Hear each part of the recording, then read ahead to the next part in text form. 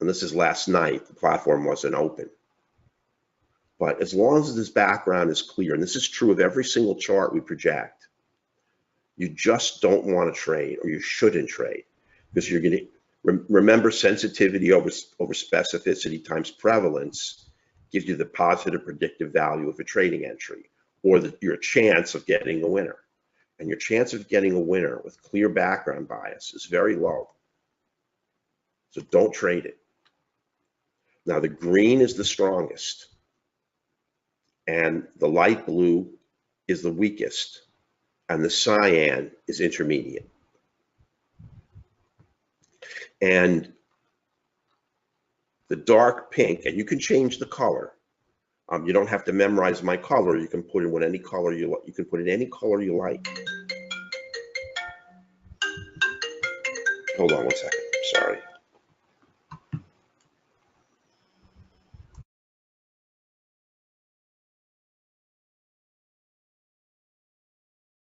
And so you don't have to memorize my colors. Dark pink is the strongest down. Light pink is the weakest. And teal, I think this is the intermediate. And here's the colors. And you can make them any color you like. And I know a lot of traders have different colors. This is called Misty Rose. I don't know what this is called. This is just dark pink. This is bisque. I said I don't know what I called it. And here's cyan, powder blue. So up is strongest. Up price is the weakest, and middle up. I don't know how Sergio got those names, but strongest, weakest, middle. Strongest, weakest, middle, right here. Bam, bam, bam. And you can change these to any colors you like. And I think that's the most important thing to look at. Now, this is universal across every single platform. The same thing that we look for, the dual dots, the 3-line, background bias. That's what we want. Now, on the index equities, the key line is here, the quant line, because those are all the index equities. Only here, it's a much more sophisticated analysis.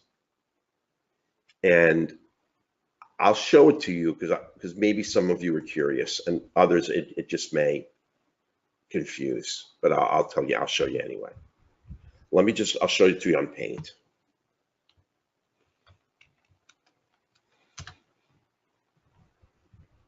Now here is, I think I can just, I just want to draw. So I'll just use a brush, a thin brush, yeah, pencil.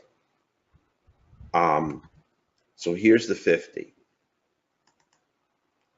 And on assessing the quants, we use a 15. We use our modified 15. So what we do is, you're only going to get a quant signal when price is here.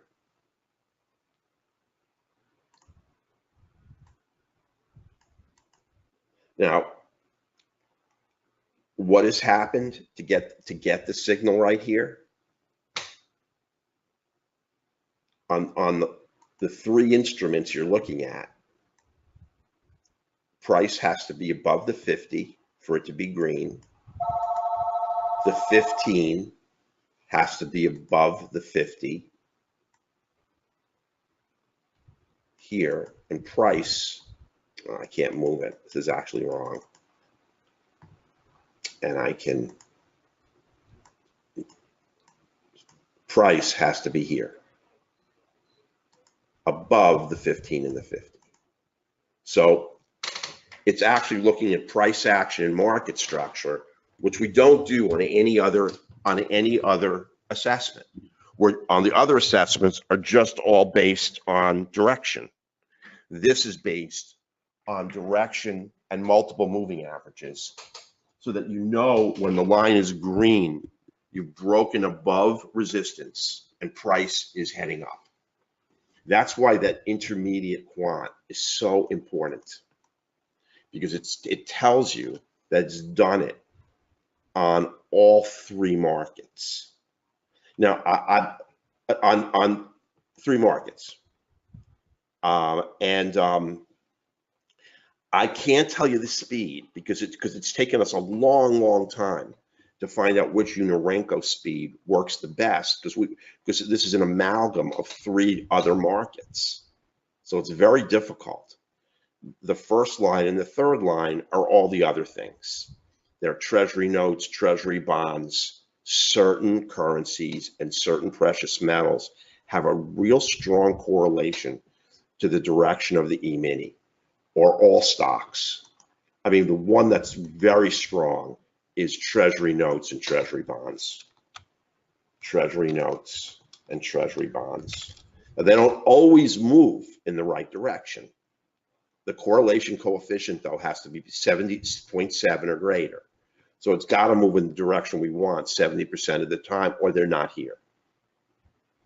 So that's why sometimes you'll get a winner without a quant line, because every now and then the market's going to move on its own, the correlative markets won't, and you won't get a signal in. But if you want to take a safe entry, not try to get every winning entry, you wait for this intermediate. Now, I like this minor quant too. And I'll tell you, that's got notes, that's got bonds. I like this line. We don't absolutely need it, but if you got it, it's real icing on the cake. I really think you've got a better trade. And if you look right here, even without the intermediate, well, this is just not a trade. I don't want to look at that mess. But if you look here, we've got that minor. But don't get hung up on the minor. It's not absolutely required, but if you see it, it's just another validation of the trade. The major, I don't care so much about, as long as it's not against us on the trade. So don't worry about memorizing it, because we'll clip this off from the trading morning and we'll send it out to you.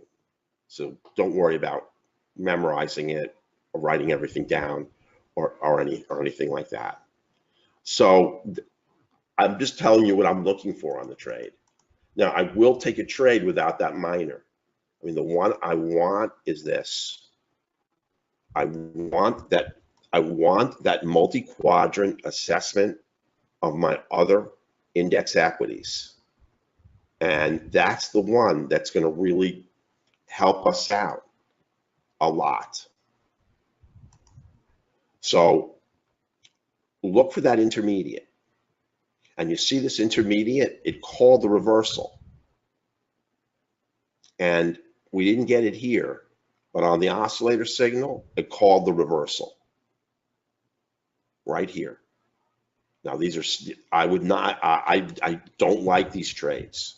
This one would have just made 4, and this one would have made 6 or 7, but they're very risky. Here you have no trade, you have no 3 line. But you can see again that intermediate called the trade. And with no intermediate here, your counter trend went nowhere. Here, again, that intermediate called the direction of the trade. Just be very careful if you do this, because I mean, I've been trading this for a long time now, and these counter trend trades are very risky.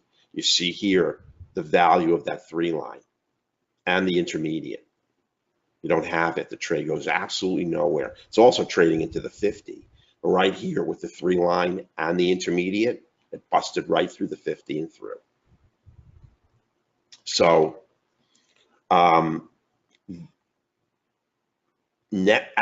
intermediate necessary.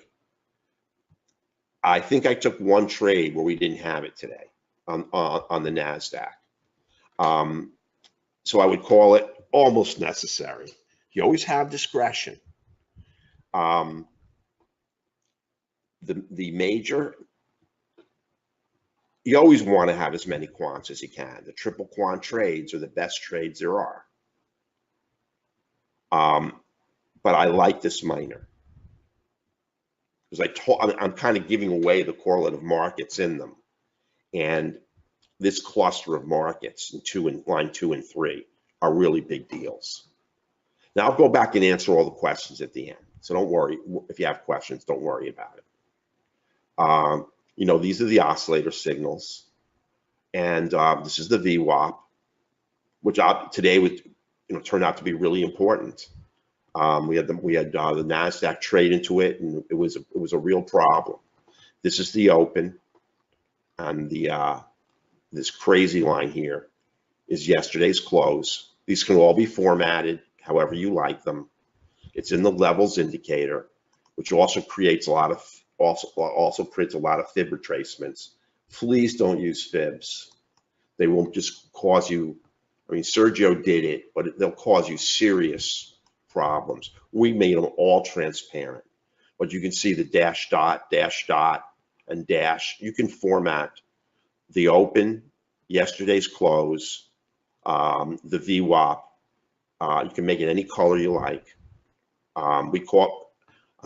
Sergio called it the halfback because he doesn't know what the VWAP is.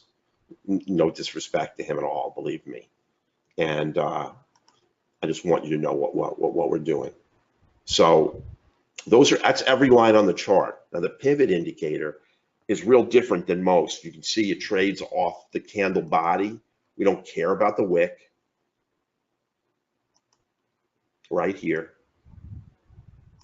And it's really a nice indicator. We've had a lot of traders ask for it. We won't sell it as an individual indicator. It only breaks. See, price pushes through it here. Now, most pivot indicators will break when price pushes through. This pivot indicator does an assessment of how much of the candle body pushes through. And you'll see right here, it still traces. Here, this candle breaks it. And now it stops tracing. So it makes an assessment of how much of the candle body has broken through the pivot. And Japanese candlestick dogma tells us that you need 2/3 of a candle body above a pivot or below on a short break to nullify the pivot. So it's a smart pivot, and it's a very good pivot indicator. If you have a big pivot, pivots are very tough to assess. If you have a small swing pivot, I'd just let it go. If you have a real big pivot like here, I'd be concerned. You can see the market just rolled through it. But the thing that you really have to do to make the assessment, see how many times it's been hit before. And this is the first hit. And you would anticipate this to hold. So if you want to trade conservatively, you take wherever your stop was, or your last target here, you'd bring it down one tick in front of it. That's the conservative way to trade. This small swing pivot, I would anticipate to break. You see the market hesitated here, pushed down a wick. That second attempt to break through, snap the pivot. It's not a big pivot. And pivots, the big pivots, I would take into respect. But the thing is, if you're on triple quants and you're on dual dots and you're on dark green background bias and you're close to the 50, and I would watch too the color of the 50.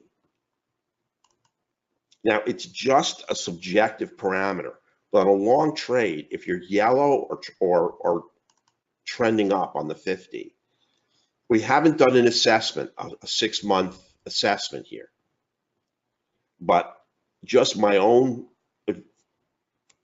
subjective look, it seems to me that when you trade in the direction of the color of the 50, you're better off. Like your short trade here with the 50 red is a better trade than a short trade with the 50 green.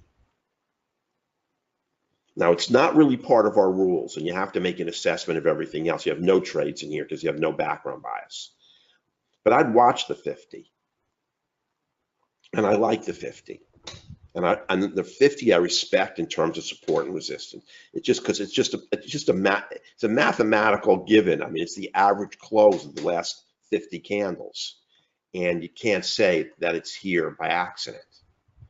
And this is where buyers and sellers sort of meet in power, because the candles closed here, 50 candles back. So I like it.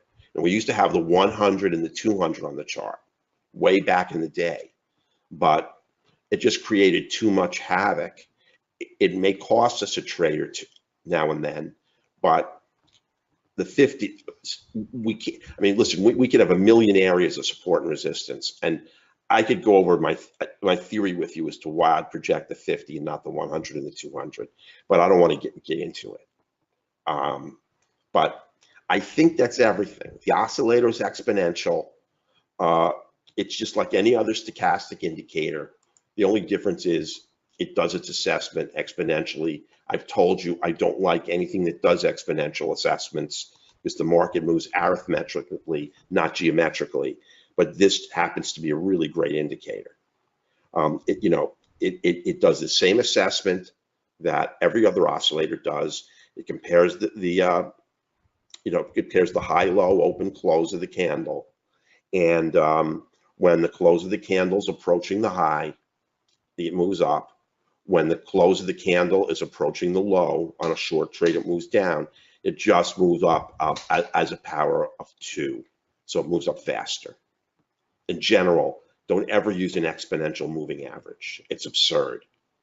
I mean, you want to look at the average close of a given candle. An exponential moving average is ridiculous.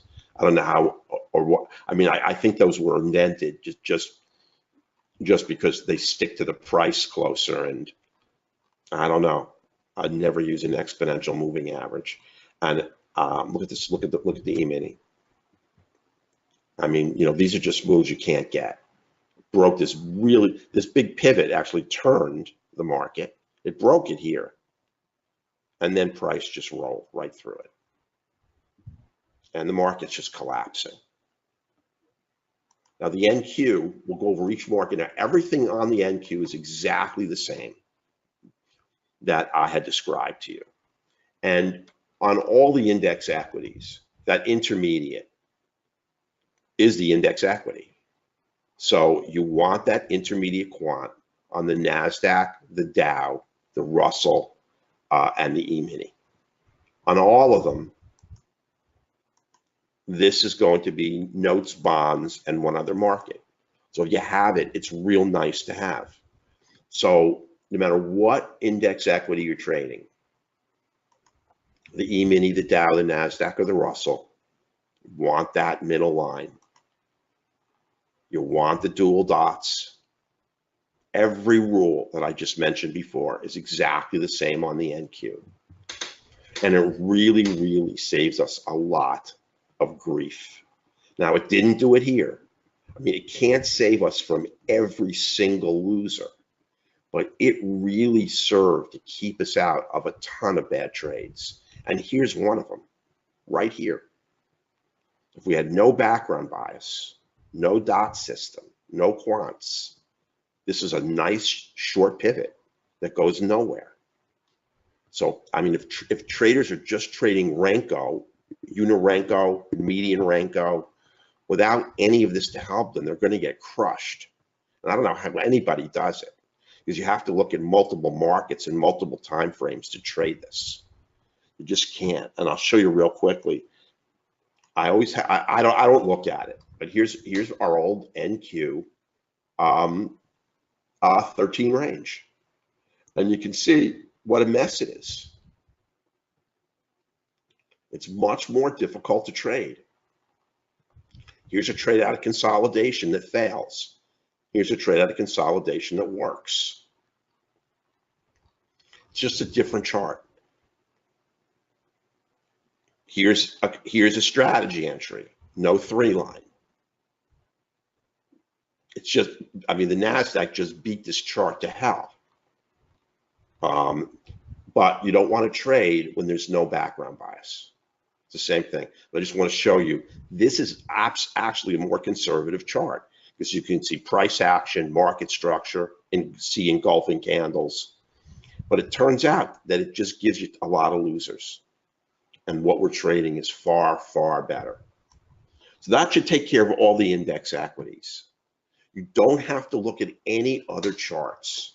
The only thing I would look at, because I do think it matters, and is this most conservative trades are going to be when background bias on the E-mini and background bias on the NQ are the same color. We want the multi-time frame alignment of both of these index equities to be in the same direction. That's going to be your best setup.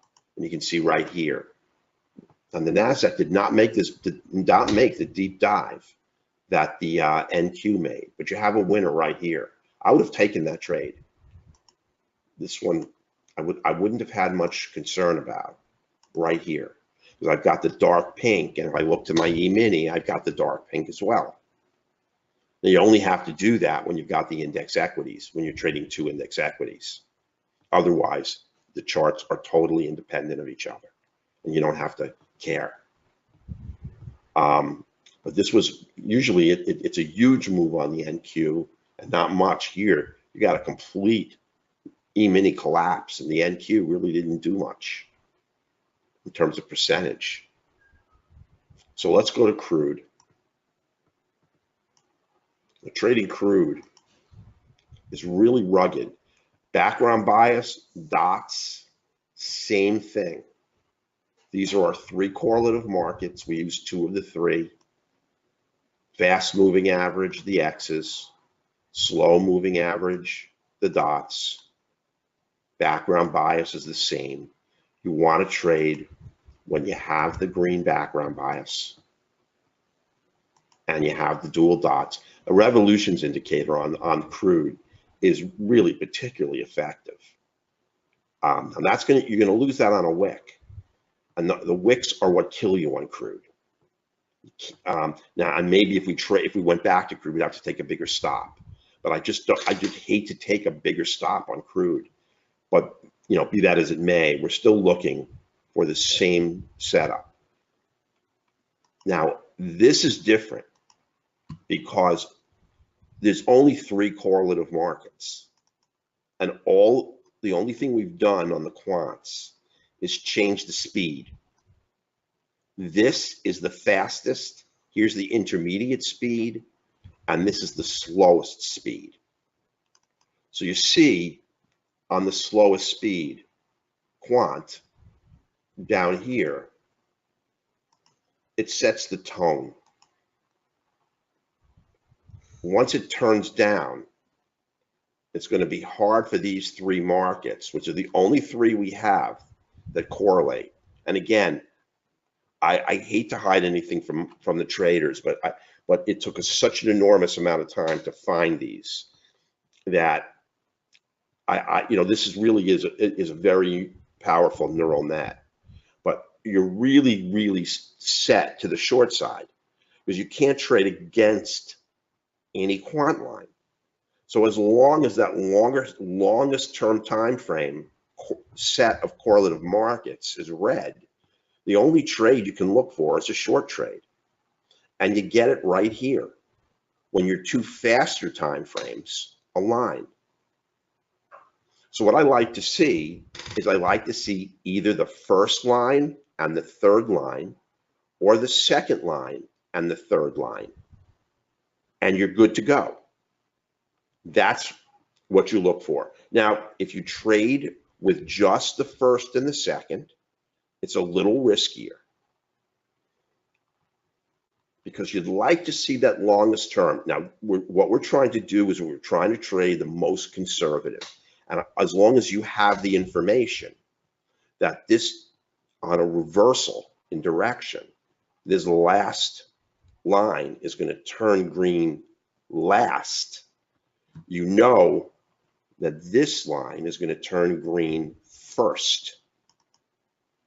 And if you get a perfect trade, you can take the first two. But it's got to be a real good trade. You're just trading the fastest speed and the intermediate speed. The most conservative is to trade the slowest speed along with either the fastest or the intermediate speed. So I hope that's clear. Now, this is the way it is for gold. We don't have 9 correlative. The only instrument we have 9 correlative markets on are the Dow, Russell, Nasdaq, and E-mini. All the others, we just barely got to 3. And all of them are set exactly the same way you see here. The slowest is at the bottom, intermediate speed, and fastest. So you'd like this slowest line in your direction. That's your longest term time frame trend for the correlative markets. But if you get these two on a perfect entry, you're in pretty good shape. So there's a little more discretion here, but it's very easy to see. These correlative markets, you can see here, they really do have a high, they correlate a lot with background bias. Until you get a multi-time frame alignment of crude, you're very likely not going to see a correlative market, because they're assessing money flow, and the only time you get a multi-time frame alignment of crude on the 2, 4, and 6 Uni-Renko is when institutional traders are pushing the market and all 3 time frames align. That's also going to be the likely time that the correlative markets align. Sometimes it's not that way, but that's almost, but that's the way it is almost all the time. See, if you look here, you just have that longest line, and it's going to take a little bit of a push up on crude to change the trajectory or the direction of that last slowest quant line. Now, see, this is a good trade, and I would take that trade, because you've got the fastest and the intermediate, and if you push this wick right through the 50 on dual dots, I would take it. So you have a little bit more discretion here, and as long as you know what you're doing, I think you're in good shape. And for the most part, if you have 2 quant lines, you're going to be okay. Because if you have the fastest and the intermediate and a perfect setup, the likelihood with green background bias, you're likely going to get a winner. If you have the fast and the intermediate, you're likely going to get a winner. And if you have the intermediate and the slowest, you're likely going to get a winner. So really, any 2 quants are going to work for you on crude. And now let me show you the DAX.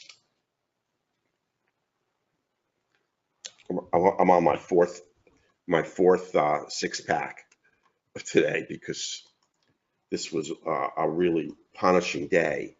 And I'll tell you, the DAX is my favorite market. I just wish it didn't trade at night.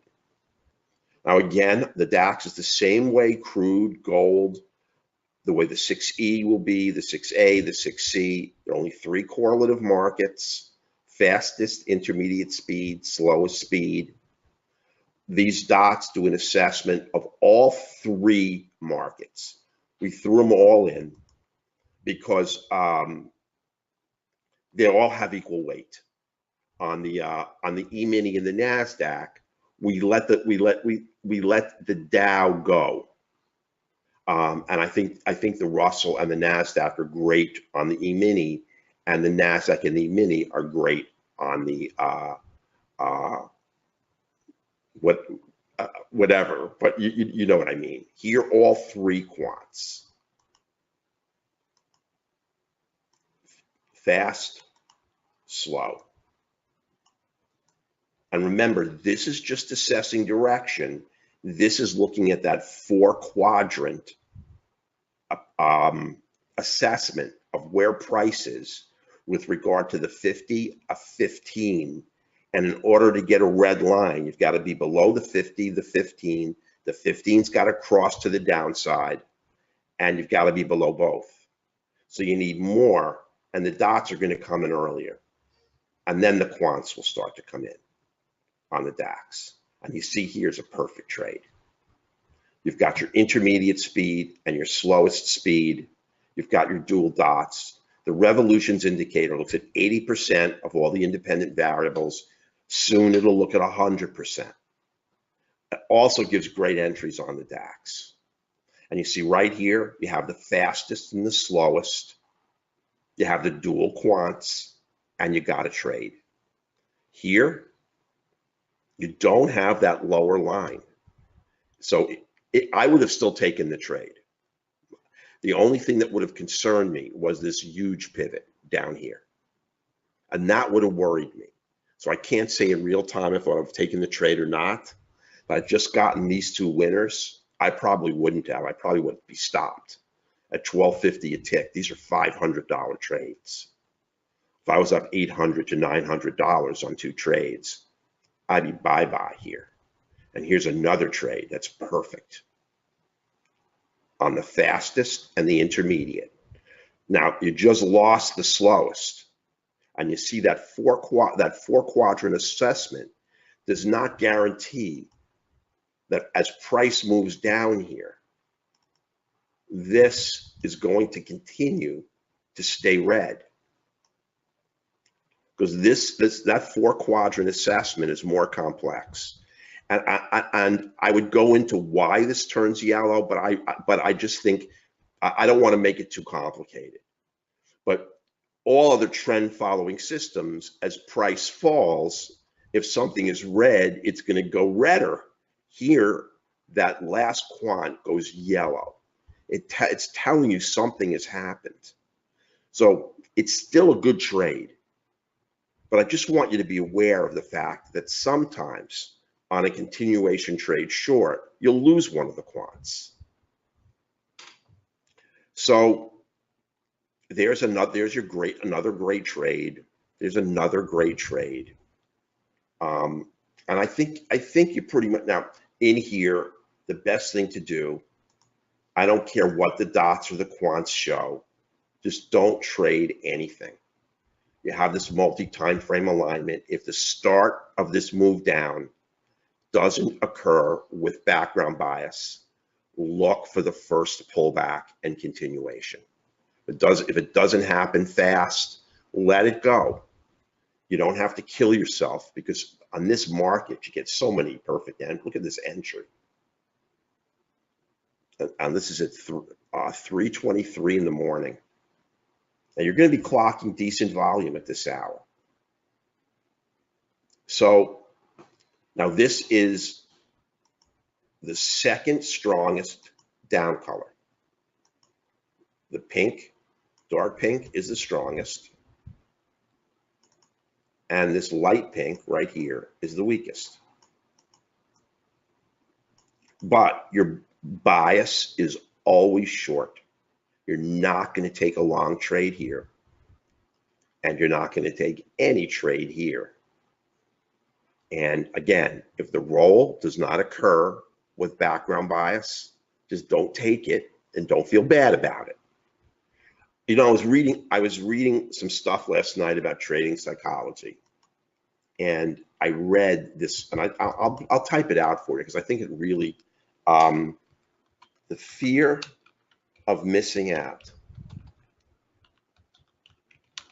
You know, FOMO, according to this psychologist, is greater than the fear of taking a loser, which is why so many day traders go broke, because this should be what you fear the most. The fear of taking a loser is what bankrupts you. Not missing a winning trade, but emotionally, it's just inherent in our psychology that fear of missing a winner is much stronger compulsion than fear of taking a loser. And so we have to fight our natural tendency to want to grab every winning trade and to stand down. And that's really what discipline is all about. So I just wanted to bring that to your attention. because just when I read it, it just resonated with me and rang such a strong bell that, wow, I mean, that is what kills me when I jump on a trade that doesn't align. Like yesterday, the only loser we took was an E-mini trade I took without the 3 line. And I was scared of missing the trade. I thought in my gut it was going to be a winner. So, and I thought the 3 line was going to click in, but that was needless risk. It went 3 ticks and turned around and gave us our only loser for the day. And that was FOMO. I wasn't scared of taking a loser more than I was scared of missing that winner. And that is a huge mistake. So if you get a turn here and it doesn't comport with our trading rules, we don't have background bias, just look for the first pullback after the move. If everything still sets up and you're not really markedly oversold, take the trade and you're likely to get a winner. The fear here obviously is this big pivot. And the only way to assess a pivot is to see the length and how many times it's been hit before. So every time a pivot's hit, it weakens. Now this is a massive pivot. This is from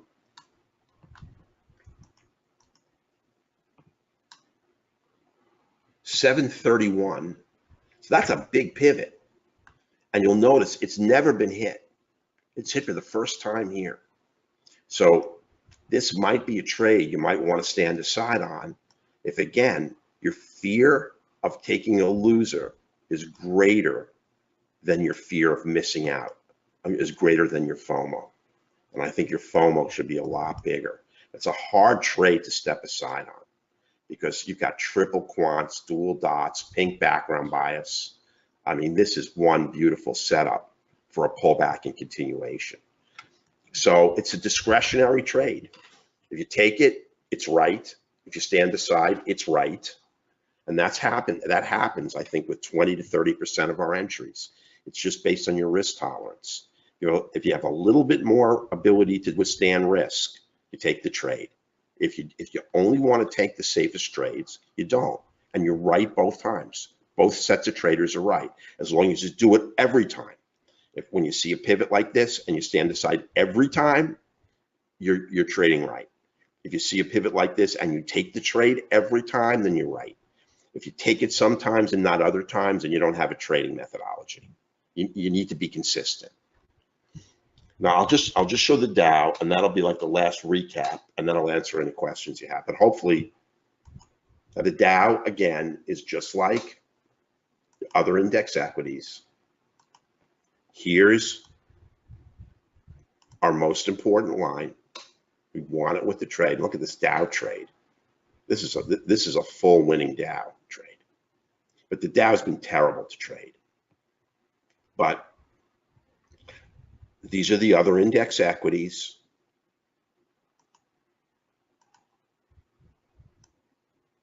Bonds, notes, everything else. This is the line that we need, our intermediate. You know, we're not going to trade it without it. It's really key on every market because it's either the index equities or it's the intermediate speed of the one set of correlative markets we have. So it's always the key line.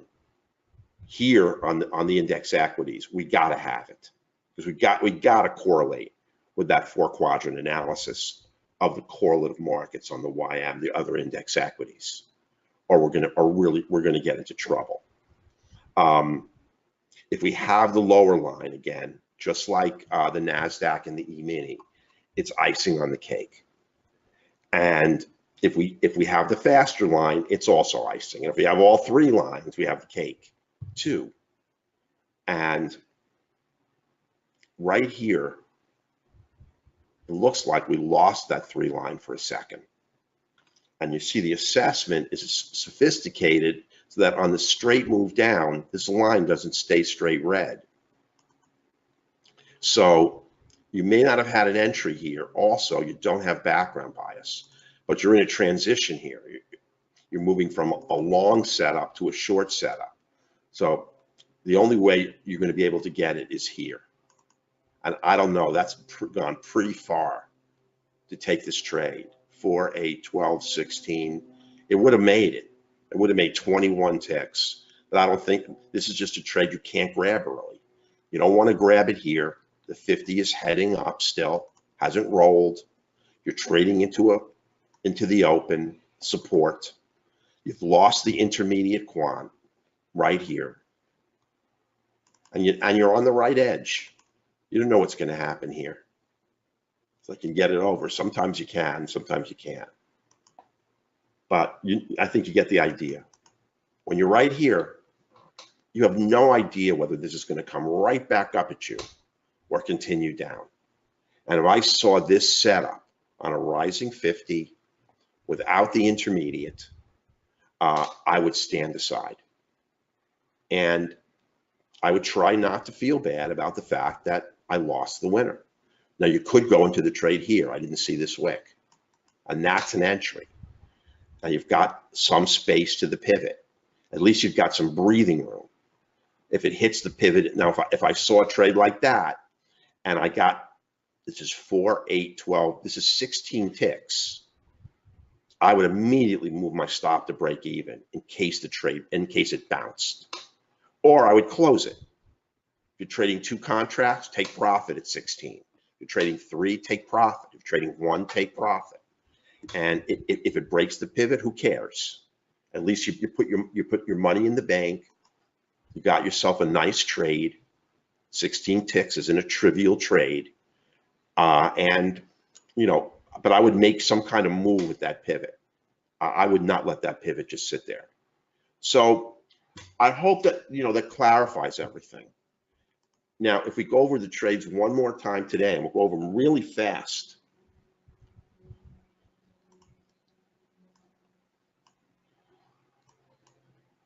We'll put the NQ back where it belongs. It was neither the trading system today nor my trading that killed us. It was just the market. I mean, there's our first entry. 1 dot, a little riskier. We had triple quants. We have the index equities with us. We have bonds, notes, and I'll tell you a currency with us. Very helpful for that lower quant. Not necessary, but good. We have the upper one, also good. Background bias is green. That's the 4-quadrant assessment. We're trading off a dual support right here. And it's really important to look at support and resistance. Trading off of the open, and you're also trading off the VWAP. You're above them both. So you're sitting on dual support. So that single dot trade worked. Got a pullback, continuation, even a better trade, dual dots. There was nothing else we could get. There was no other trade. This trade, we didn't have the intermediate. So we lost it on this trade. We get it on the next candle, but not this one. You got to kind of squeeze it a little bit because it's the color to the left of the candle. This down candle gives us a red intermediate, and then we get a yellow. And anyway, we have no dots, so there's no continuation trade, and that's it for the E-mini. There was nothing else we could trade. Couldn't take this. You could have taken that trade, but it's risky into the pivot. The pivot breaks, and if you're really a daredevil, and I wouldn't be, you could take this trade. But right here, you're at 28.12. Well, you're 4 points off the 50, about. And if we want to go back and find out exactly, we can just scale it.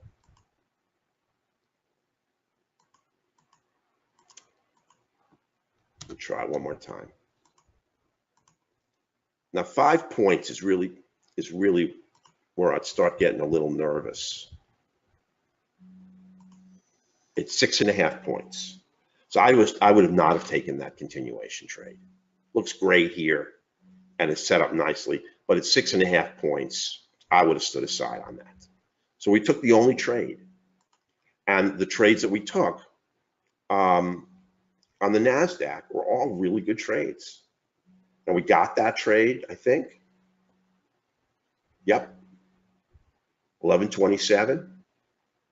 Went 7 3/4 points. We took this small trade, and we took this trade. This was a triple quants. One of them I thought didn't have the intermediate, but I didn't change the Nasdaq, so this is what we saw. So that was this small winner. I was concerned about the VWAP, which is why I closed that trade so fast. This trade was right into it, and it was risky, and I was really concerned about it, but it snapped it. I'm sorry, can you just hold me for 1 second? Hang on 1 second. I'm sorry.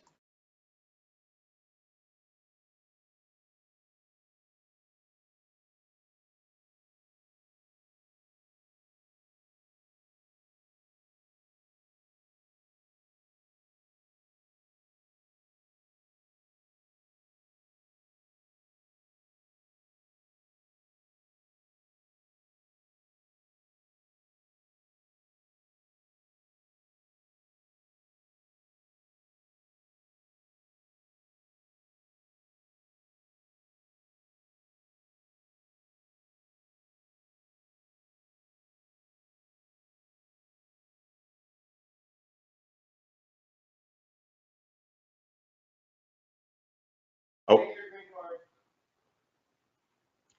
okay.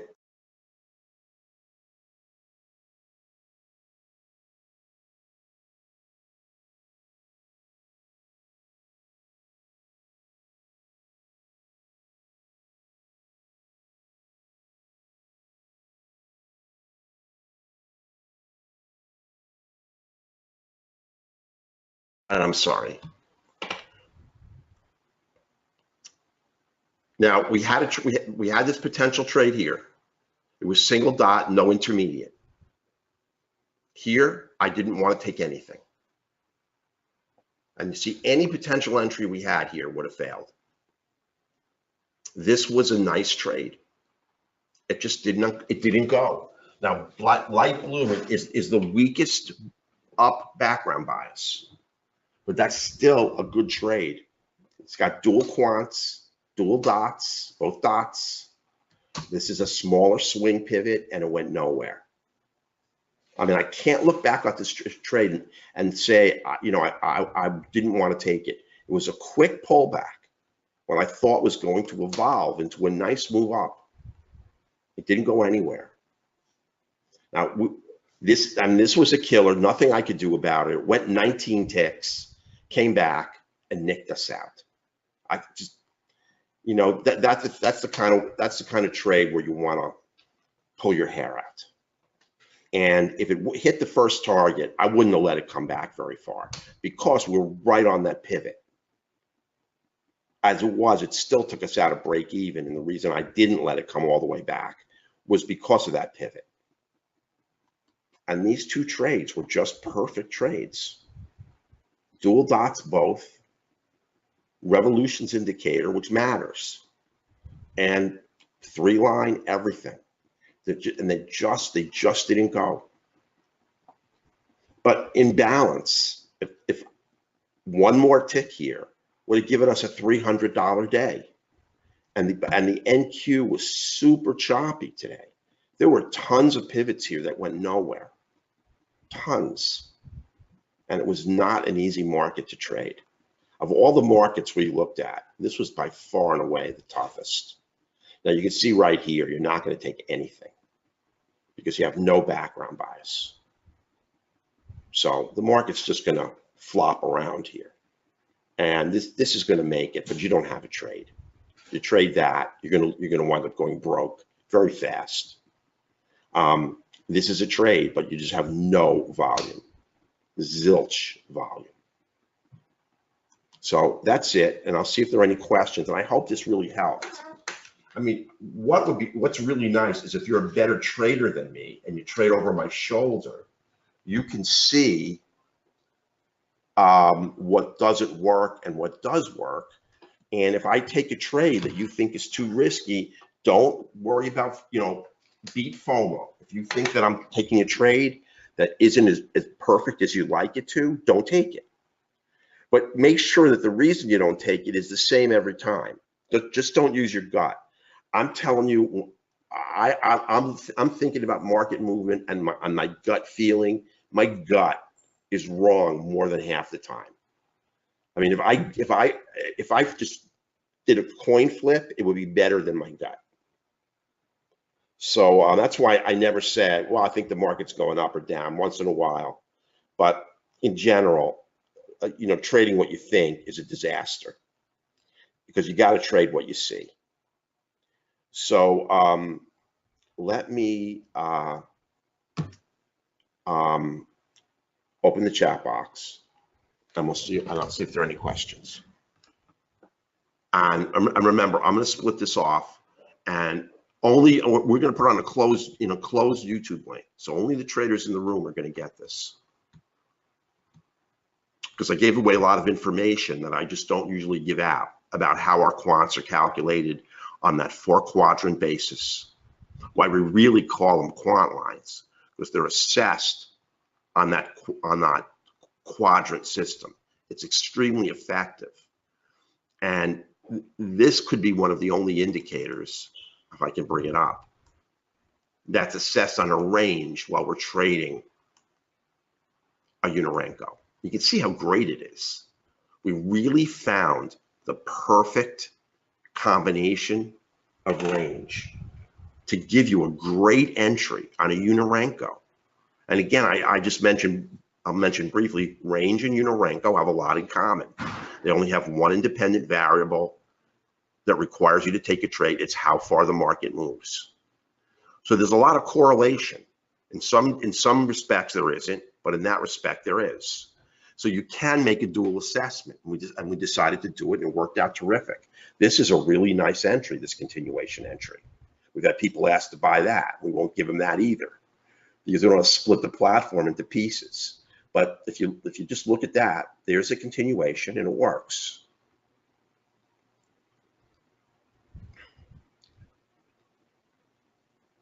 Again, there's no magic. They're also going to give you some losers, but they're looking at a lot of information and a lot of data that you just can't, that I can't and you can't look at. You can't look at a multi-time frame range chart to make the assessment that you got on this. You see, you don't get it. There it is right there. And boom, it's another winner. That's 3 in a row. Because the range and Uni-Renko set up for a trade at the same time. Now, this isn't a great entry. You don't have the dual dots, but you have up background bias, you have the 3-line, you have dual quants, and you have that lower quant, which I really like, and you've got the continuation signal, and up it goes. It's not a tradable entry, but it works. I'm not going to spend a whole lot of time going over them, because you can kind of do that at home. But it's a very, very good signal. Here they are together, and there's that continuation signal. So you have an alignment of 2 different types of charts. At the core is simply whose candle is based on market movement only, not time, not ticks, only market movement. So it's a really clever and very powerful indicator. So we're always looking for stuff like that, because trading for a living isn't easy. And I want everyone in the room to be profitable. Now, I'm getting very unhappy with the NQ. I mean, it's hurting us, because yesterday we had 2 perfect entries that failed. Today we had 2 perfect entries that failed. And I don't want to be jaded. Like, I don't want to dump a market just because 2 days hurt us. I want to give the market time. And right now, we do have a lot of difficult volatility to deal with on the NQ. And I don't want to run back to crude because we know how battering crude can be. But I still love the DAX. If I could, move to Europe, I could get on here and trade it. I'm still thinking about it, so I just want you to know. The other thing that somebody asked was like to open the room at 7 in the morning. And if we did, we'd only have one instrument to trade. It would just be the DAX. I wouldn't take a pre-market E-mini or pre-market Nasdaq trade. We'd be sitting with one instrument. And it's possible to do, but we're going to run out of room here when we start getting close, when gold opens, crude opens, really volume starts to tail off on the DAX. The prime of the day is really 3:10 to 6 a.m., 6:30 in the morning. That's when all those beautiful trades happen. So we'll see. I mean, I do want to make money in this room every day, a lot of it. I just have to see how much I can sacrifice. When my son goes to college, I'll much more seriously consider it. He's going to be a senior in high school, so it's still a ways away. And actually, when school starts, I have to get up at 6 a.m. anyway. But getting up at 3 a.m. is just brutal. Let me just move the NQ back, and then let me see if there are any questions.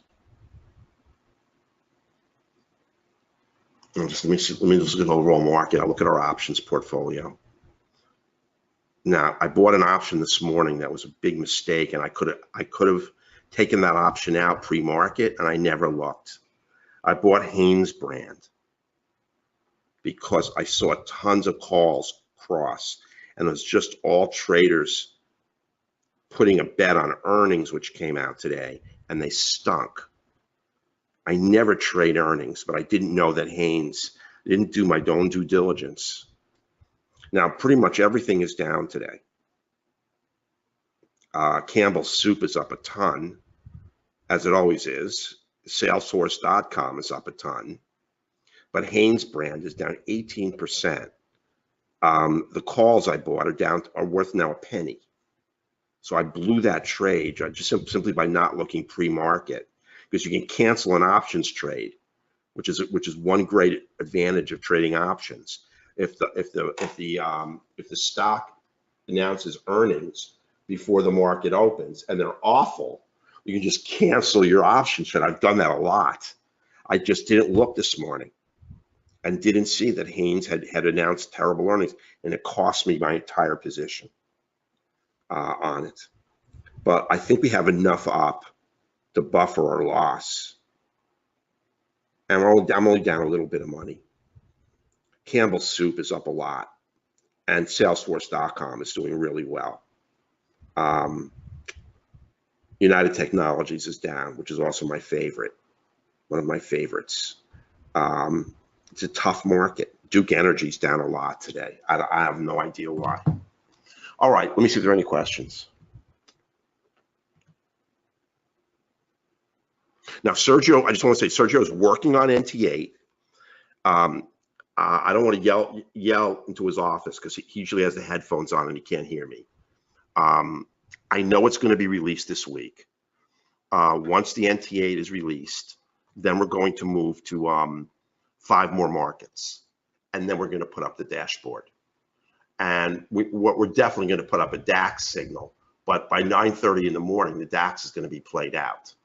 But we're going to be able to take trades off of bonds, notes, the 6E, the 6J, and a couple of other markets, and we will have that signal system up. And I'll tell you, I mean, I'm very frustrated with $80 because of that one trade I lost by one tick, and that would have given us about 250 more, and put us right at 300, and that's a good day. We'll take 300 in a day. That's just choppy. Just can't do better with that one killer. But we did come back at the end on the NQ. We didn't quit, and we got a full winner. And it would have rolled and given us another full winner, but forget it. You don't stop here. We had very light volume. Okay. I don't want to yak on here forever. Okay. Let's look at the questions here. Okay, hang on. Good morning, guys. Good morning, ladies. Yes, Dennis. We have one for the YM. He just has to send it to you. Let me just tell Rory. I know we have, let me just look. I think we have one. Now, I know someone asked us to program it on a different Uni-Renko, but here are the revolutions, and I think we have one. You just may not have it in your system, and if not, here it is. No, we don't. I'll have him make one. We don't have one. These are the markets we do, and he didn't make a YM. So I'll tell him to do that. Javier, I don't trade notes because the notes and bonds are better for swing trading. I mean, they have so little volatility. Just because I've been talking so much today, I'll put them up tomorrow. But if you go to the ZN and ZB, you're going to see that they have very small volatility, and you're better off holding a position for more than a day. I think they're very tough to day trade unless you really want to, notes I think is $17+ a tick, and bonds are 31.25 a tick, and you really can't go for big targets. And I think they're tough. We're gonna have them on our alerts, on our trade analyzer. So if we do get a great signal, we'll look at it. Yeah, yep. Okay, the FOMC. Thank you, Paul. Thank you, Ed. 10:09. Thank you.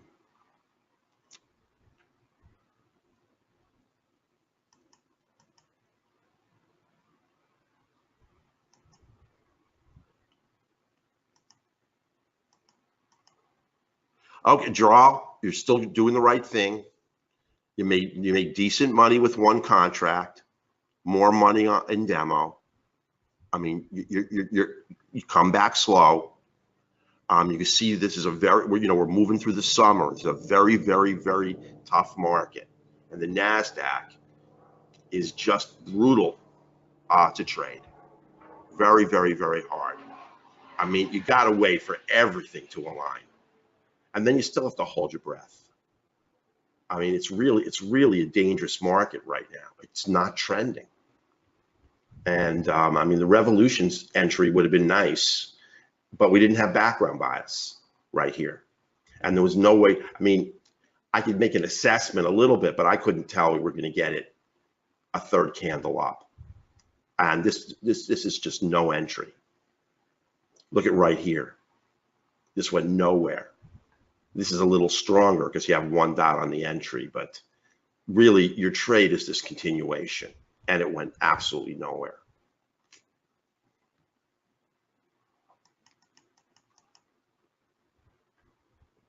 At 13, listen, I said on Monday that I thought the market was weak and that we were going to head lower.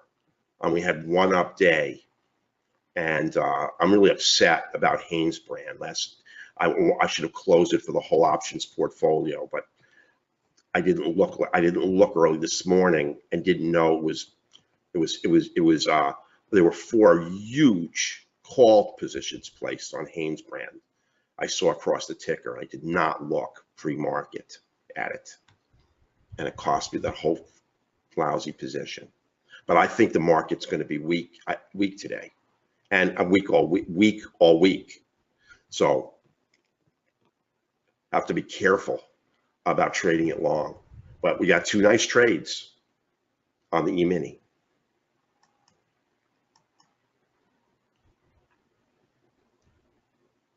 Sure, Daniel. On the E-mini, it's $12.50 a tick. On the Nasdaq, it's $5 a tick. All the Nasdaq, the Dow, and the Russell are all $5 a tick. The Russell used to be 10. They got cheap, and now it's only 5. So the E-mini is the only one that's different, is $12.50. Crude is $10 a tick, and the DAX is $12.50 a tick. And those are the only things that we're going to trade. Gold is 10 a tick. Crude is 10 a tick. Margin, E-mini, Nasdaq, Dow, Russell are about 400 to 500. Crude, gold are 1,000, 2,500 for the DAX. So the DAX is an expensive instrument to trade, but boy, does it pay. I never really looked that closely at the DAX until now. And I'll tell you, if you can manage to get, I mean, if I lived on the West Coast and it was midnight, I would have a lot instead of 3 a.m. I could handle it. Being on the East Coast, it's just real tough to get up that early. Because then my son gets me up. That's just real tough.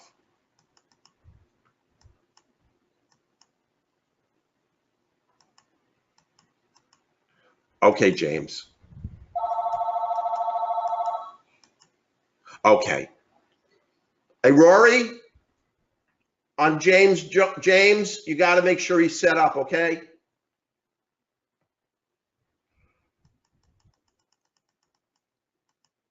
Jerry, this week for sure. I think maybe Sergio's done today. He told me he was pretty much done yesterday. So, I mean, we're 24 hours away.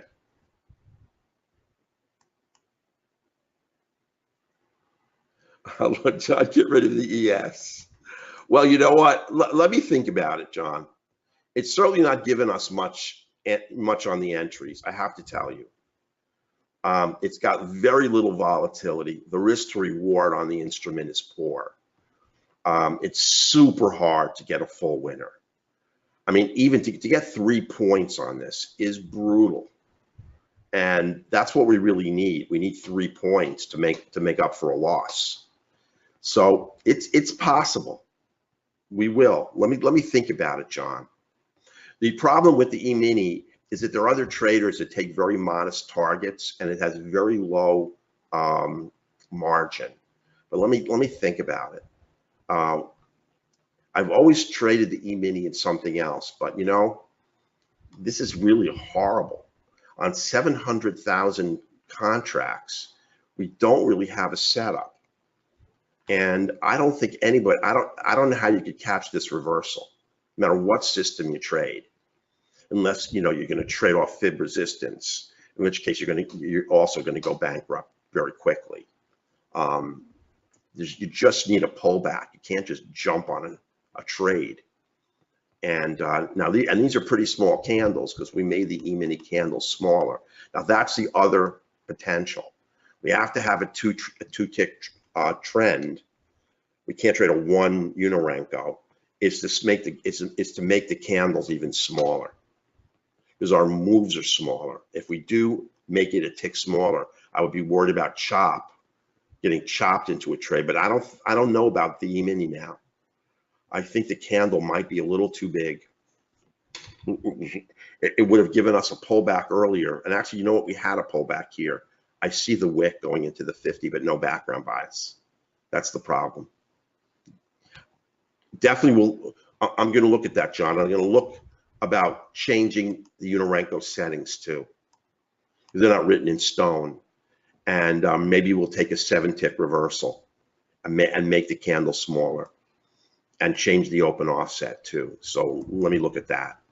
But I agree with you. It is not a moneymaker. It's just a risky market with little potential to make your money back after a loser, whereas the NQ, you can come getting back and get yourself a full winner and just radically reverse everything. I mean, it's not that hard to get 30 ticks. And yesterday was brutal. 16 ticks, 17 ticks, 16, 17, 16, 17. Today we got one, and we got two actually right here. So we'll look at it, but I agree with you on that for it. I know, Alan, I know you are. I know, but it's really hard for me to get up at 3 a.m. because then my son gets up and he wants me to make breakfast, and I'll be walking around all day in a fog. I don't know. I have to think. I just have to think about it. You know, Sergio comes in at 7:30. Rory comes in at 8:30. I'm going to be in a coma when they come in. I know. I love the DAX. I mean, I get anxiety over it because it's such a great instrument to trade. And when I see 12.50 a tick, that is so much money on a trade like this. Compared to the 12.50 on the E-mini, you could die of old age before you get a trade like this. Look at this trade. They're incredible. I'm not going to go over the whole day, but I mean, we see this all the time. And the thing is, when the E-mini, when the DAX sets up, you're very likely to get a winner. When it doesn't set up, and you stand aside, I mean, you just don't get blown out of trades very often. It trends. You can't get this roll here, but you get the continuation, and you can take the continuation again. So both valid entries.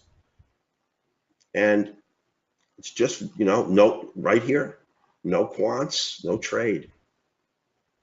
Goes nowhere. Saves you a winner. There's the only potential loser at 16 minutes to 9 Eastern, after 5 or 6 or 7 beautiful entries. I'm not going to go over it again. I mean, you see.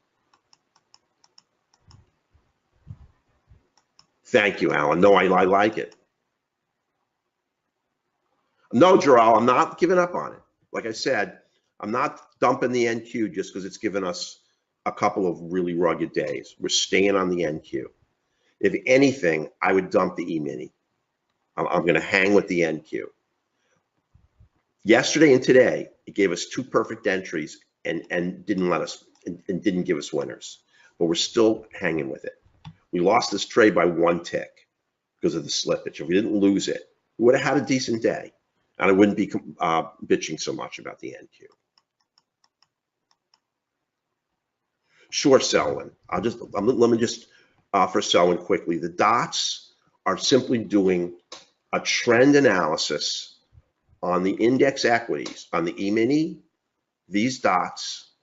I'm just going to do it quick, Selwyn, because I'm going to send you the recording of the whole explanation of the dots, so you can listen to it, you know, at your leisure. This is the fast trend.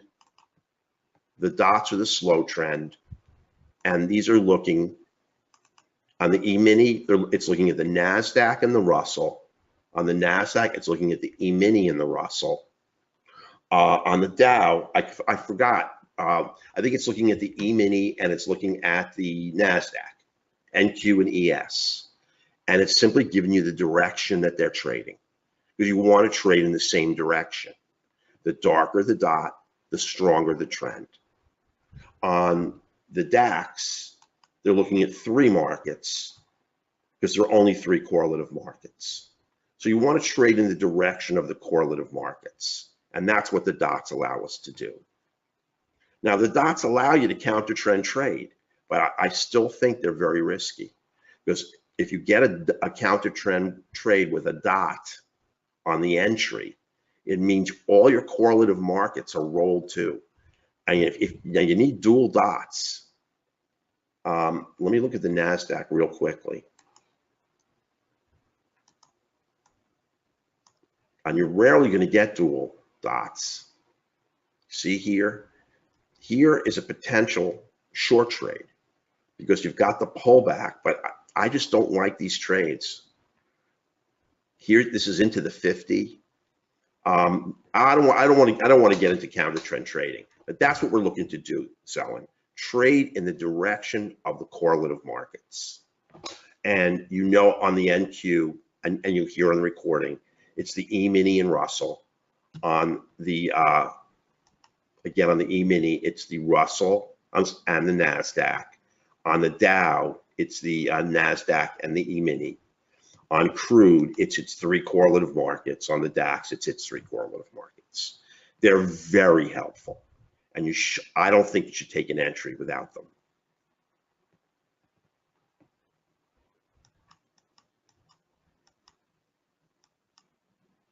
Yes, that's correct, Frank. We call this I mean, this is just nomenclature that we set up: the major, the intermediate, and the minor. I mean, I think we should get rid of that, because it's counterintuitive. I mean, I'm like calling this line 1, line 2, and line 3. The order of importance is always that middle line. That's the most important line on every single market we trade. On the index equities, it's going to be the other index equities. So that's the key line. So in terms of the importance, even though it is the intermediate, and you'll notice I don't call it the intermediate anymore. I've stopped referring to it.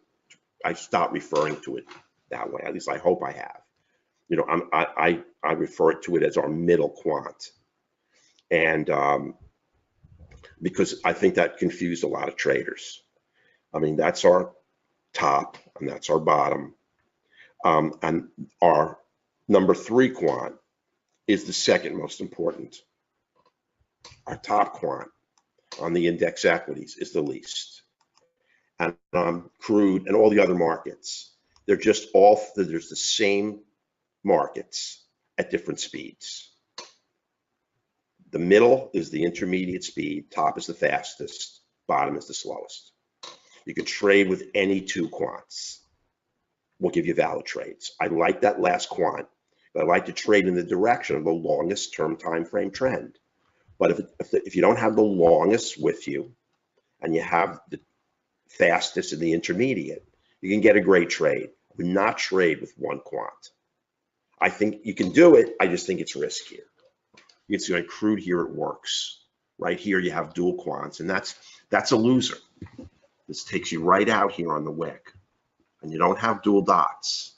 And I think it's very helpful to have both the slow and the fast analysis with you on the trade.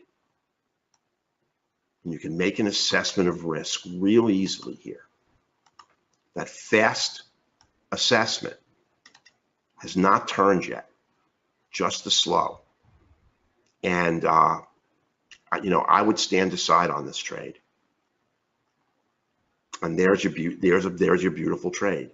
Your wick right through the 50, dual dot entry, dual quants. The longest term time frame hasn't changed, hasn't rolled, but your fastest and your intermediate term has, and up you go. I think that's a wick. Takes you out, you go up again. There's the pullback and up again. So this is a great setup on crude. I mean, if we took this setup alone, we would have been out with well over $1,000 today.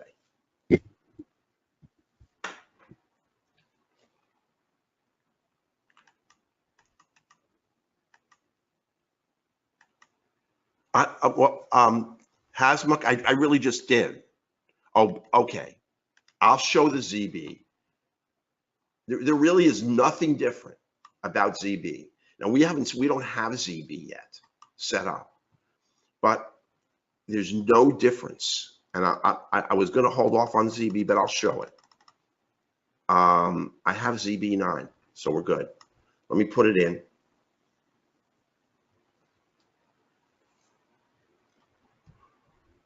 Give it a chance to load.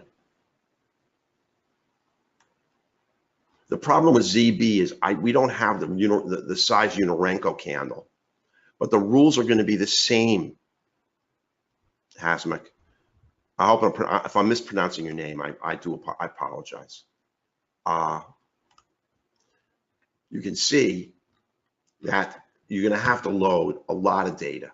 This candle's too big. Let me change the size of the candle. to a 428 and load 25 days of data. Every rule is going to be identical, except we don't have the dots, we don't have the quants, but we will have them shortly. When Sergio finishes NT8, we're gonna roll on those 5 markets because we have the correlative markets from our range. We just have to change the speed and get them set for the Uni-Renko, and it isn't that tough. Like I said, range and Uni-Renko have a lot of similarities. You can't look at the quant color. But what you're going to be looking for, and so even this is a little bit too much, too big of a candle. But what you're going to be looking for, this is going to be your most important quant because there's only 3 markets. Correlative markets. That's going to be the intermediate speed. Here's your fast speed. Here's your slow speed. So you're going to want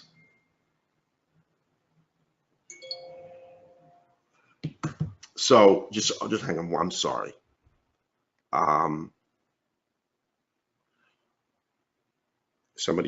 My son's getting tutored for his SATs, and I just want to make sure he gets set up.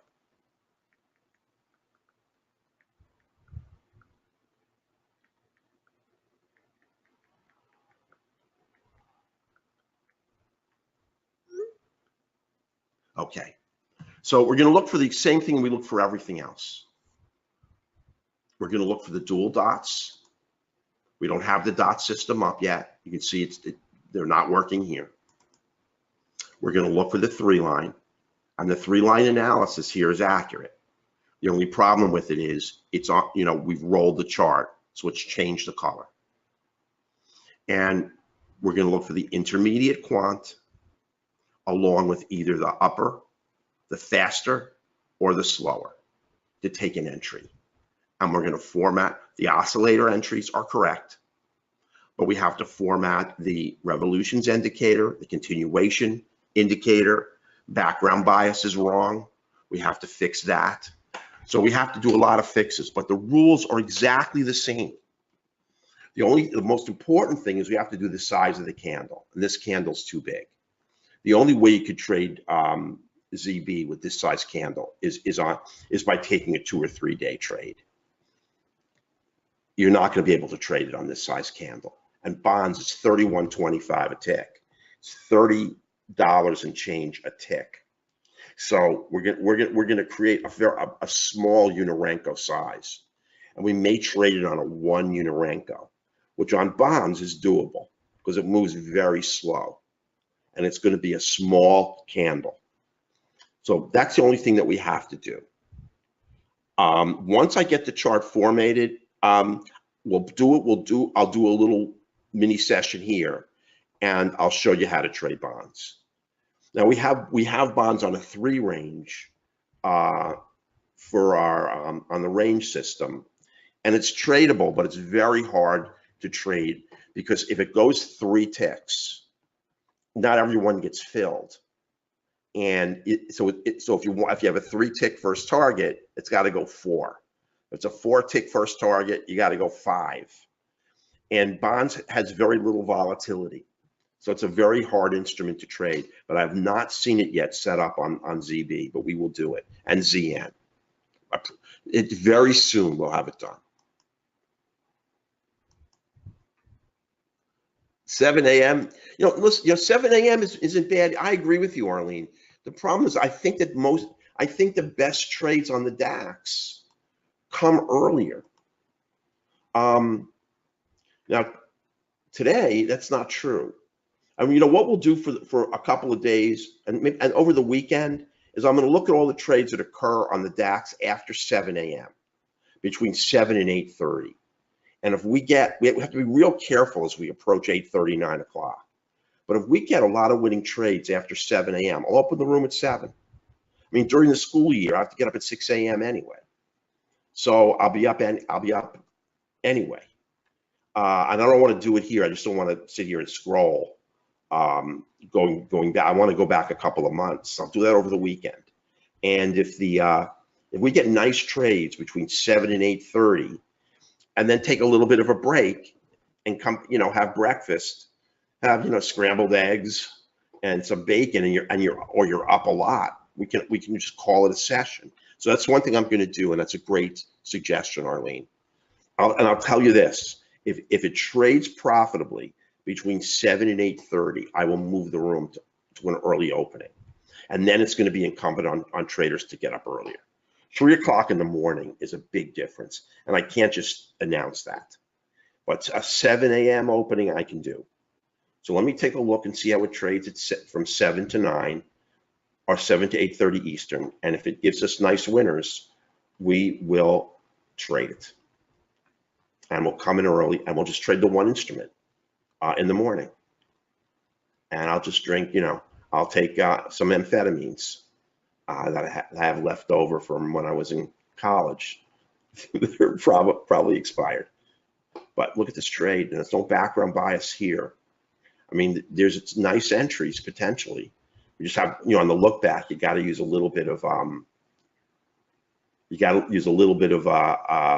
poetic license, because the 3 line will have changed a bit.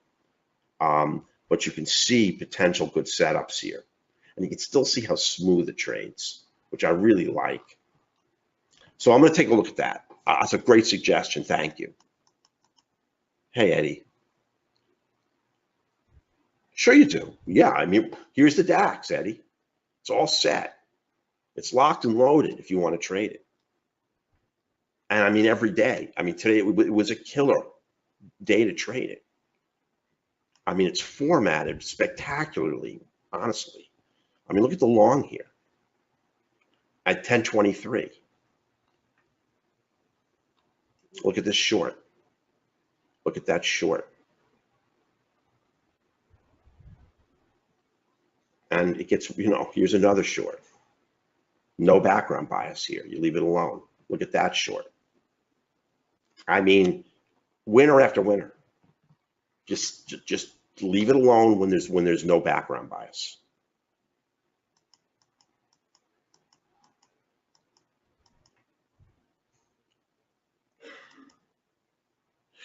Jay, what I said on crude was the bottom line is important because it's the slowest line. And I personally like to trade with that long-term trend. Now, I just dumped crude and put it on ZB. Let me put it back to crude. That's what it's really formatted for. The intermediate line is the most important, that middle line, because on crude, that's the intermediate speed of that 4-quadrant analysis of the correlative markets.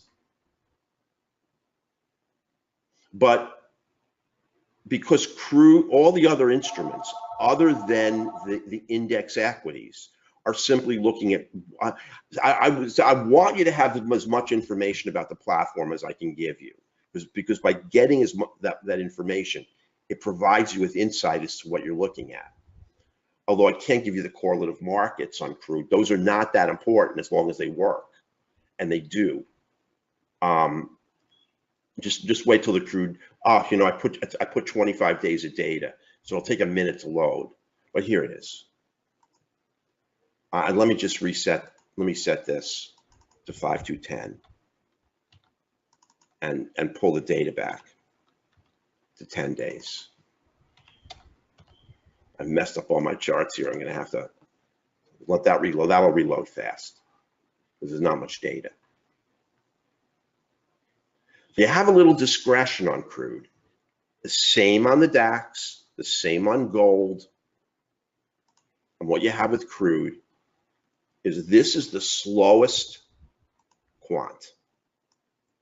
So you're looking at the longest term time frame trend of that 4-quadrant analysis. And if you trade in the direction of the longest trend, it's nice to do that. Here is the intermediate speed. and here's the fastest speed. Now, just that fastest speed alone, the top quant, isn't good enough. If you have the fastest and you have the lowest and the slowest, you're turning back into the longer term trend. So you can trade with the upper and the lower. Any two quants here will work. I like that longer term, but if you don't have the lower and you just have the upper and the intermediate, you're also likely to get a good trade, because it may be that you're moving and the longer term hasn't turned into your direction yet. As long as you have the dual dots, as long as you have background bias, when you take the trade, it's likely to be a winner. And you can see here, it works real well. No background bias, don't trade. Now here we lost the 3 line, but that was a perfect entry.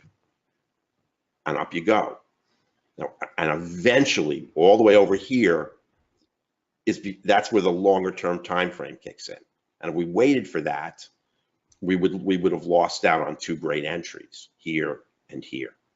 So you have a little discretion. So the way it turns out on the DAX, gold, the 6E, the 6A, the 6B, any two quants will work. Your upper and your lower, your upper and your intermediate, and your intermediate and your lower. They're all good as long as you have dual and green background bias and dual dots and a good entry. They're all going to get you. They all should get you where you want to go. You know, obviously they don't always, but those are the lowest risk trades. It's different than on the E-mini, where you must have the intermediate. I don't care if you have the upper and the lower. If you don't have that middle line, you cannot trade. It's very risky because that line has all the index equities in it. And that's a critical line to trade. If you have the upper, okay. The lower has treasury bonds, treasury notes, and a currency. I like that lower line. So if you have the lower line, it's nice icing on this cake, the middle and the lower. But you have to have the middle, and that's all you really need. You need to trade in that 4-quadrant assessment direction of all the other index equities. This is just the trend. And I'll just show you really quickly the difference one more time, because I want you to be real clear on this. I'll show you on Paint. You know, at 2 o'clock, I have a phone meeting, but I'm just going to finish it with this. Let me go to the brush and just pick this little one here. No, it's a big one. Here, a little one. It'd be nice if I knew how to use it. New, don't save. Pencil is what I want. Okay, here's the 4 quadrants. Now here's the 15. You can't see the 15. And I don't want you to see the 15. The 15's cross the 50 to the upside, which is right here. And price is here. Those are the quant lines. Now, the dots, let's say right down here, those correlative markets start moving up, and you get the fast dots and you get the slow dots. But price is all the way down here. That's why you need a combination of quants and dots. Quants and the dots are just assessing trend. They're not assessing the position of price relative to the 50 and to the 15, which is real key. And they're not assessing price with an assessment of where the 15 is with respect to the 50. So the quants are real key to trade. You have to have the dots because you have to have the correlative markets trending in the right direction. But you can get dual reds when price is way above the 50, and you're rarely going to get red quants So that's why you need a combination. So I hope that makes it clear and shows you why the quant lines are so powerful, because they're doing a market structure, price action analysis, and a 4-quadrant basis, because price must be either, can't find it. It has to be here, here, here, or here. And the only tradable area that you want to trade is here. And that's where the quants turn, right in this box. If price is here, it doesn't matter what the dots are saying. If price is here, you can't trade the dots. If price is here, you can't trade it. You can only trade right here. That's why you need them both right in here. So I hope that crystallizes it for everyone, and why it's the combination that really gives us low risk. I have no idea how anybody else could trade this type of candle without all of this validation. And in addition, you've got the background bias, which I haven't even talked about. So we're trying to put everything in our favor when we take a trade. That's a lot. So when we take a loser, it just means that the market has been radically reversed on a multi-time frame basis, or at least enough to stutter us out of a trade. But you see how much we have in our favor when we take a conservative entry. And I know there's a lot of software that trades Renko, Uni-Renko. I don't know how you could do it, because they obliterate price action on your chart. You can't see an engulfing candle. You can't see a doji. I mean, it's when you get these small pivots, you got to be able to avoid this kind of chatter, or you're going to get crushed.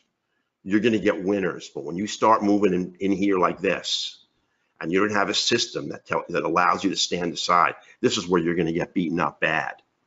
And this is what you have to be able to. And it's easy for us to stand aside. I mean, right here we got to trade, but after that, there was nothing that we could trade, and it was easy for us to avoid all of this.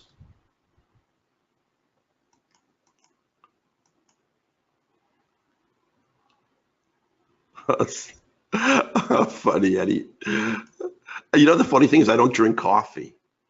It's bad. And when I was in college, we synthesized the amount of caffeine in coffee and the amount of caffeine in Coke, and it was one of our labs in organic chemistry.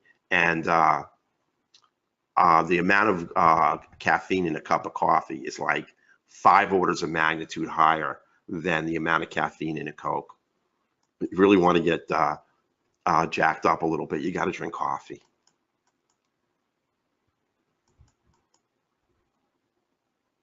The DAX more is I believe it's but let me just check to make sure.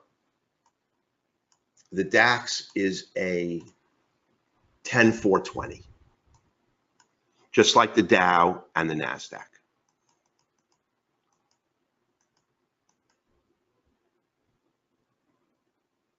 Okay, Jay, let me make that clear to you.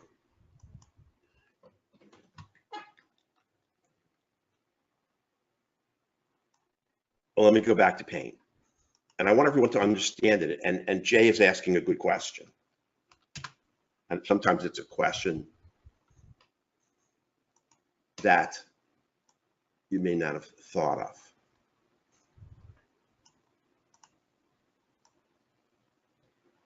And I'm just going to move this up a little bit, because that's going to be our 50.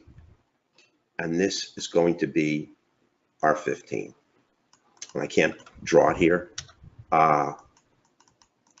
It doesn't matter. I think you know what I'm talking about. Here's the only thing that we do, Jay, to make this different. All we do is change the size of the Uni-Renko candle. So we would take a 2, 4, 6 Uni-Renko and do the same assessment with the 50 and the 15, but the size of the candle changes. So that changes the speed with which the color is going to get modified. Do you understand, Jay? If we're trading a 2 Uni-Renko, hold on a second here. If we're trading a 2 Uni-Renko, we're going to look at the 4-6 Uni-Renko for the quants. Okay? So when I say that we've got a slow intermediate, we're just looking at 3 different Uni-Renko size candles. Here, we're looking at 3 different markets. But here, we're looking at 3 with 3 different Uni-Renko inputs. That's all. If the Uni-Renko input is smaller, we get it faster. As the Uni-Renko is higher, it gets slower. Higher, it gets slower. But it's still making that 4-quadrant assessment with the 15 and the 50. If we change the 15 and the 50, it would invalidate the whole assessment. The point is to keep the 15 and the 50 fixed and only change one variable. And that variable is what changes the speed with which price moves across the 15 and the 50. So that's how it works. So now you really got the guts of the assessment. And why I like that middle line, because I like that speed. This is slower and may not turn yet. And this is faster. So any 2 lines work, and they'll give you good trades as long as you have the dots. I've got it wrong here, but you need the combo. And if you have both, you're cooking with gas, and most of those trades work. And it's where we made our money. And I mean, I'm not going to go back and lament over the NQ because these trades just didn't go. But the Nasdaq has been a tiger. And I don't want to talk about that one tick because my tongue will fall out. So, okay, I hope everybody understands the platform thoroughly. It's really very, very intuitive. It's not that hard to do. Trading 2 instruments is cake. Eventually, and we're not that far away because we already have the system. It's right here. We're going to put up the trade analyzer, and we're going to have the ability to trade more than 2 markets. And if it can get us one really great trade off of another market that we don't have up, it will be awesome. And I always forget what Sergio called it. But you saw it. I put it up a couple times. And we'll put it up for the Dow. We'll put it up for the DAX. We'll put it up for crude, even if we're looking at the Nasdaq and the E-mini. Whatever we're not looking at, we'll put on the analyzer. And let me just find it here, because I put it up here yesterday, and then I'll just close with that if I can find it. So since it's already made, it's not going to take a long time to modify. It's made for range, and we'll modify it for Uni-Renko. I can't find it, but you know it's there. Oh, here it is. I'll show you the dashboard, just in case you haven't seen it. And this is going to be the dashboard that doesn't work. But here's the way. I mean, it's just, see this distance max, 15 min, all these assessments have to be changed. And the algorithm has to be modified, but the whole system's built. I mean, Sergio isn't starting from scratch here, and there's the trade analyzer on the NQ. And eventually, when it starts loading all its data, you'll see some color appear. But the algorithm inside it is still not set up correctly. And we have to change these independent variables. But the system itself is there. See, we're getting color, but it's the wrong color because it's looking at range. It's not looking at Renko. U2. So this is soon, and we'll program that alert, and that'll be an audible visual. So we'll get a beep every time. So we're going to be able to trade multiple markets. And I'm going to look this weekend at the DAX between 7 and 8:30, 9 o'clock. So have a really, really great afternoon. Tomorrow's Thursday. We still have an opportunity to make our 1,000. And I'm going to work really hard to get us there. Take care, everyone. Have a wonderful afternoon, and we'll send this out. If you want to listen to it, you can. If not, you can throw it in the trash. So have a nice afternoon, everyone. Bye-bye.